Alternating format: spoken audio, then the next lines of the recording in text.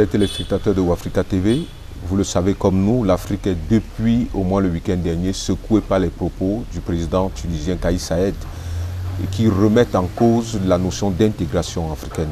Et du coup, nous avons pensé logique et normal de courir vers le professeur Chanda pour essayer de comprendre ce que c'est que l'intégration africaine quand nos chefs d'État continuent de tenir des propos qui peuvent inquiéter.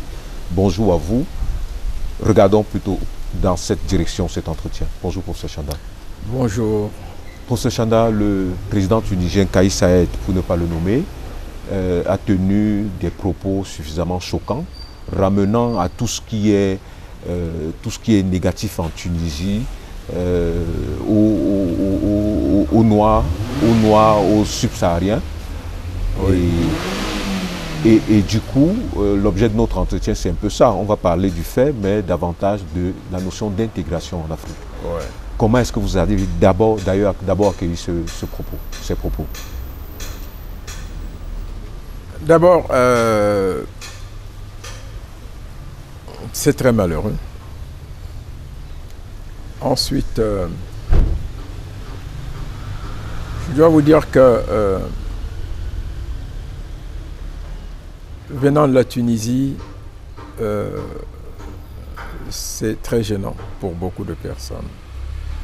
Pour ce qu'on connaît de ce pays-là, vous savez, la Tunisie est précurseur de plusieurs faits d'histoire.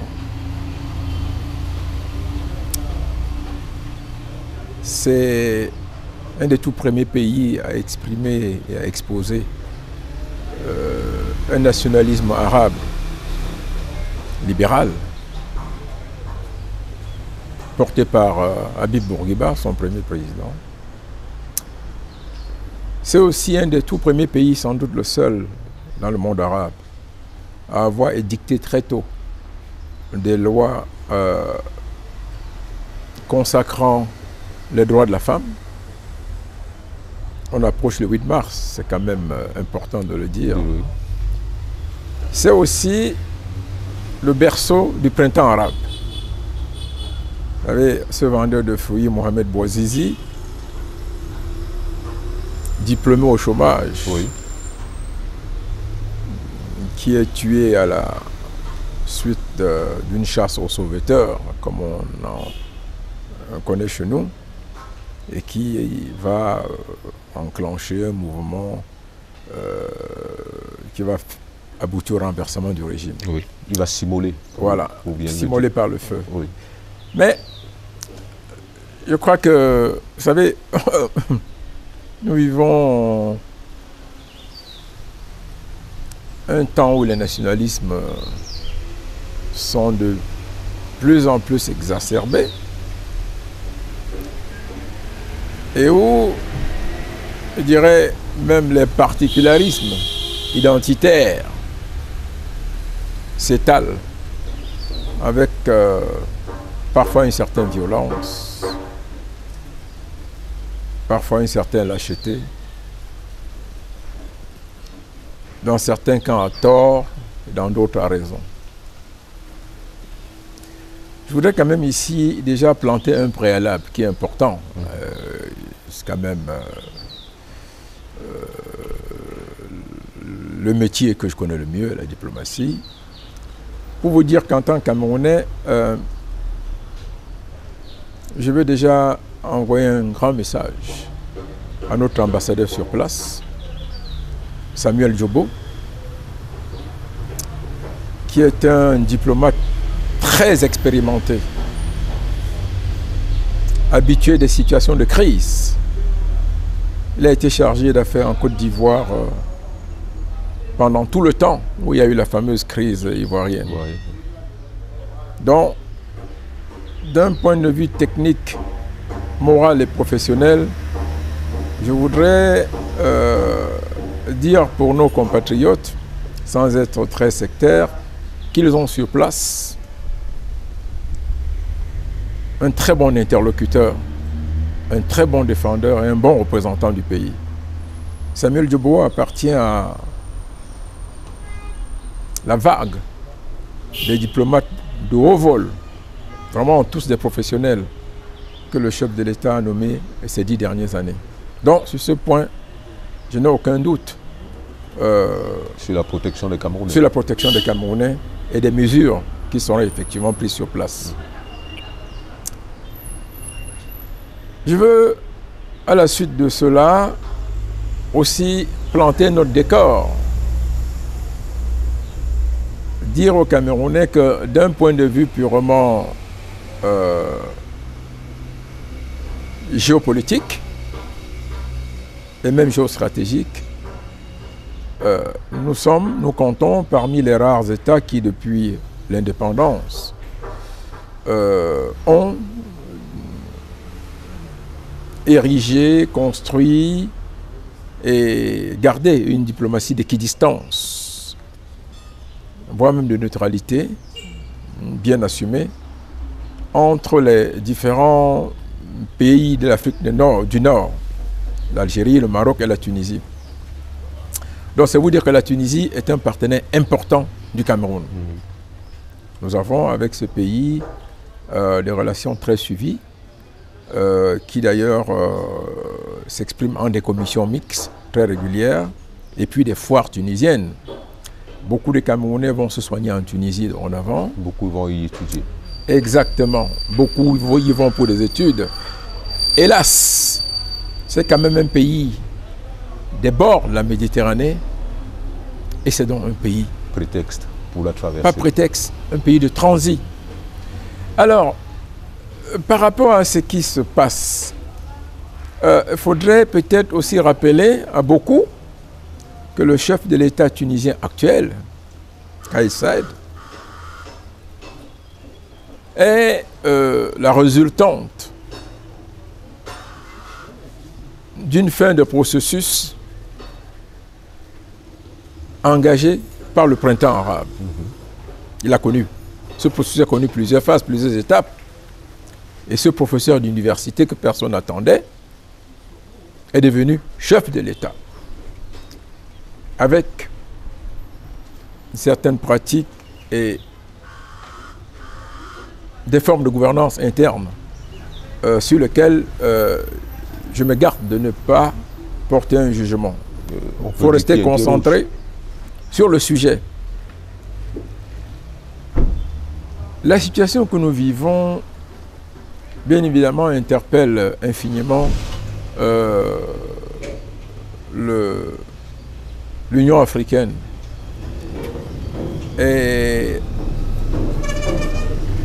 il ne vous a pas échappé que le président de la Commission de l'Union africaine a fait une déclaration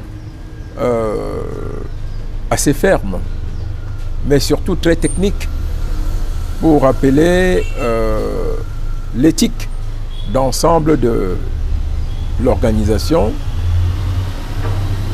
la démarche et la réserve que devraient avoir les États dans le traitement des étrangers sur leur territoire. Beaucoup de pays se sont exprimés dans des tons souvent durs, mais peut-être faudrait-il aussi rappeler que même si, pour ce qui concerne un pays comme le Cameroun, nous avons, depuis les indépendances, d'ailleurs au regard de notre situation géopolitique extrêmement importante, centrale dans les jeux d'équilibre et des intérêts dans la sous-région, adopter une démarche beaucoup plus conviviale, plus hospitalière, ce n'est pas le cas de tous les pays. Non seulement ce n'est pas le cas de tous les pays, mais ensuite, il faudrait à la suite de ce rappel dire quand même pour la tranquillité des gens que les normes qui gouvernent l'entrée et le séjour des étrangers dans un pays sont librement conçus, édictés et appliqués par les États. C'est une des conséquences de leur souveraineté ainsi que de la plénitude de compétences, comme on dit, sur leur territoire. Toutefois, il existe des exceptions. Le droit international définit ce qu'on appelle le standard minimum de traitement. C'est-à-dire qu'il y a un certain nombre de règles de conduite que l'on doit adopter lorsque l'on reçoit des étrangers sur son territoire. Ces normes sont ensuite stabilisées, consacrées et consignées dans des conventions internationales de toute nature dont les États sont signataires. Elles ont donc l'obligation de les respecter. On peut assister à des transgressions, bien évidemment, qui de toute évidence ne demandent pas un débat pour la plupart du temps, parce que les États ont toujours des justifications. Les États sont en mesure de dire que les étrangers sont des voleurs, que les étrangers font ci ou font ceci ou cela, et il revient à d'autres États de les rappeler à l'ordre, soit dans le contexte de relations bilatérales, soit dans le contexte de relations multilatérales assemblaires à travers les institutions internationales, soit dans le cadre de l'observance des obligations résultant des accords, traités et conventions de toute nature auxquels tous sont membres. Ce qu'a fait la Tunisie, au-delà du drame humain, au-delà des protestations, pose un problème fondamental qui va bien évidemment au-delà de l'appréhension immédiate. C'est le droit intangible, incontestable de l'État tunisien d'assurer la protection des biens et des personnes sur son territoire. C'est le droit discrétionnaire et souverain de l'État tunisien de veiller à ce que les éléments constitutifs de ce qu'il peut considérer comme sa culture fondamentale, de ce qu'il peut considérer comme son identité première, ne soient pas dépravés, violés, dérangés, si vous voulez. Ça, c'est le postulat et le catalogue de principes. Mais non, restituons ces éléments dans le contexte d'un monde ouvert, d'un monde où les brassages humains, où l'expansion des télécommunications, où la facilité de déplacement des individus ont rendu possible la transgression des frontières, voire même l'élimination des frontières, en dépit des murs qui sont érigés en Israël, qui sont érigés aux États-Unis, qui sont maintenant érigés en Pologne, en dépit des murs.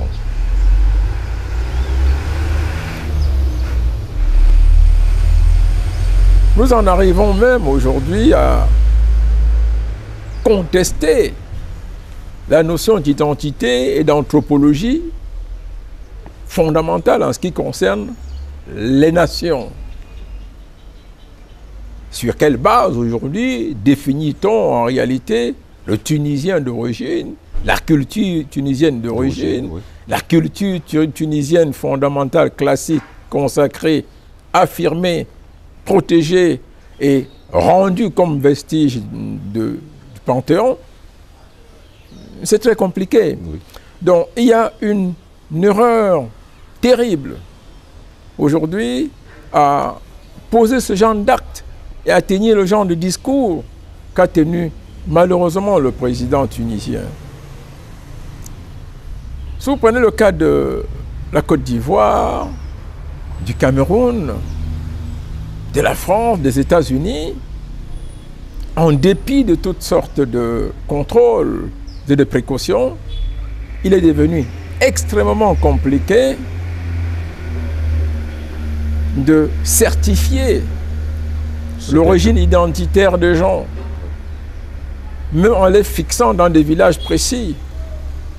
Il n'y a pas une seule, mais des antériorités civilisationnelles qui caractérisent, déforment, décuplent et pluralisent les identités qui échappent aujourd'hui aux États.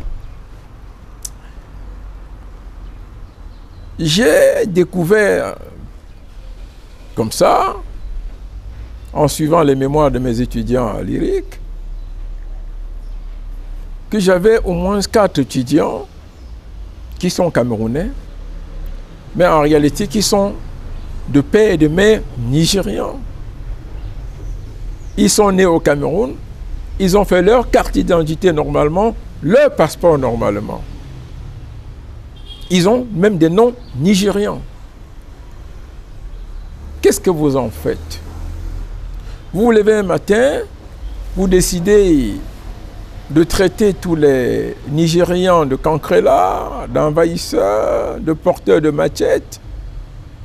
Qu'est-ce que vous faites avec les nationaux de cette consistance, de cette constance, de cette implantation et de cette installation? Oui. Il y a dans la formulation de l'identité nationale aujourd'hui l'émergence de doutes importants qui interdisent même de continuer à affirmer la notion, les grandes notions d'état, de peuple et de territoire avec certitude, avec certification et avec, je dirais... De manière péremptoire. Voilà, c'est ça. Donc, objectivement, j'ai des amis qui sont nés en Tunisie, qui m'ont écrit depuis les États-Unis, depuis la France, y compris même depuis l'Australie, qui ont dit « J'ai mal à ma Tunisie ». Et j'ai ressenti quelque chose d'extrêmement gênant. J'étais à Tunis il y a environ 20 ans en arrière. Et ce que je peux vous dire de ce pays, c'est un pays merveilleux. C'est un pays très riche sur le plan culturel.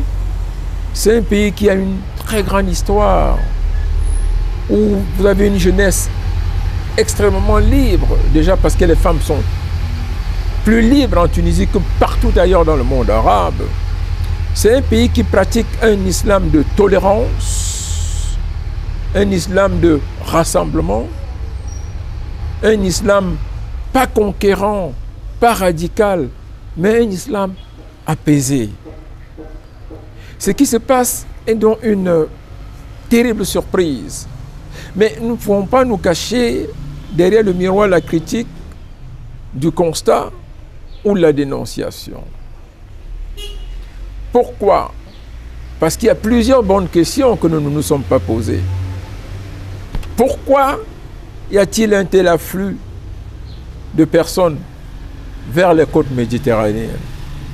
Et là, nous reposons le problème de la gouvernance en Afrique. En réalité, si vous êtes président tunisien ou marocain aujourd'hui, souvenez-vous des images que l'on a vues des immigrés, des jeunes qui voulaient franchir les clôtures de Ceuta pour tomber de l'autre côté en Espagne. Il y a eu beaucoup de morts, en centaines d'ailleurs en réalité. Mais qui est responsable? Est-ce seulement le Maroc? Est-ce seulement la Tunisie? Nous devons interroger profondément les politiques de nos pays dans la prise en charge de leur jeunesse, dans la construction et la constitution à la fois des mécanismes, des outils, des instruments, des bases acceptables, concrètes, objectives pour leur épanouissement dans leur cadre national. Et je pense que la déclaration du président tunisien est une déclaration au premier degré en réalité. Il envoie un message au sud de l'Afrique. Il dit ne nous sacrifiez pas, nous en avons assez, nous en avons trop, on ne peut plus. Voilà, aussi simple que cela, mais le on ne peut plus, bien évidemment, ne veut pas dire et ne saurait être on ne peut plus, on va donc casser la baraque, on va se mettre en dehors de tous les langues normatifs internationaux, on va violer le standard minimum de traitement. Ça ne peut pas dire ça. Nicolas Sarkozy avait dit ça autrement, la France ne peut pas accueillir toute la misère du monde. Et quand j'invoque la France, je pense à l'extrême droite avec la théorie du grand remplacement. Parce qu'on a quand même entendu des analystes dire que le président Kais Saied était dans cette logique de grand remplacement. Est-ce que c'est possible? C'est vrai qu'avec l'analyse que vous venez de faire, on peut déjà le postuler, on peut le penser. Qu'est-ce que vous en pensez? Mais écoutez,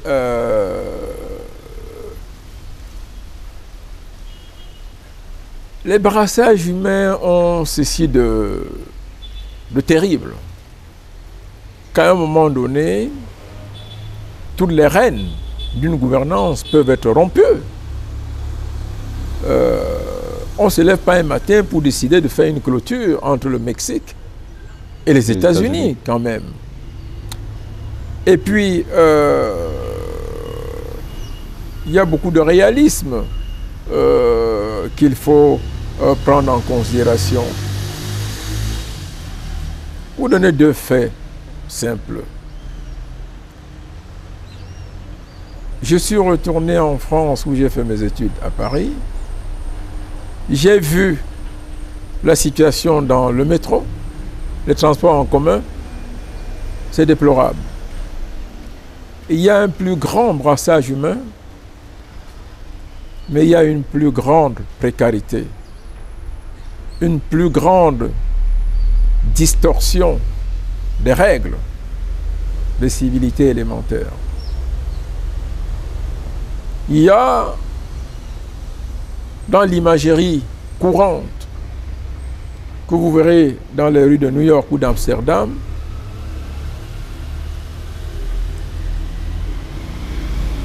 l'étranger misérable qui est venu là pour chercher le bonheur, pour s'enrichir et qui se retrouve à la marge de la société et qui est prêt au quotidien à toutes sortes de débordements hors du cadre légal. Ça, c'est une réalité. Il ne faut pas le contester, messieurs. Le deuxième élément, personnalité de ressources, de référence. Je reçois au minimum, en une année, prenons l'année, des centaines de personnes de tout âge qui viennent me voir. Ah, moi je veux partir, je ne veux plus rester ici.